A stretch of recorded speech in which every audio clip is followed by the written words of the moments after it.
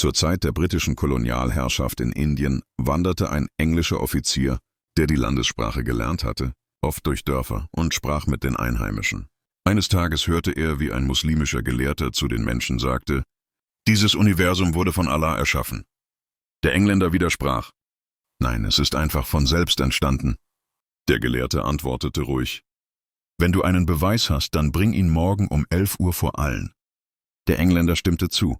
»Einverstanden? Treffen wir uns hier, lade alle ein.« Am nächsten Tag versammelten sich die Menschen. Der Engländer kam pünktlich, aber der Gelehrte war nicht da. Die Zeit verging. 11 Uhr, dann 12, dann 13 Uhr. Gegen 13:30 Uhr kam der Gelehrte schnellen Schrittes an. Der Engländer spottete: »Wenn du nichts zu sagen hattest, warum hast du alle herbestellt?« Der Gelehrte lächelte und sagte: »Ich komme aus einem Dorf auf der anderen Seite des Flusses. Wegen starkem Regen gab es kein Boot. Plötzlich kam ein starker Wind. Ein Baum fiel, zerbrach in Planken. Sie verbanden sich. Nägel erschienen und ein Boot entstand. Damit kam ich her.« Der Engländer lachte laut. »Was für ein Unsinn.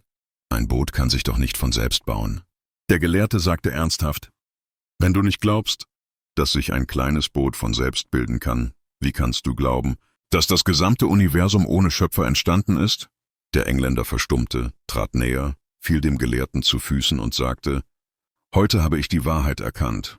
Ich akzeptiere den Islam.«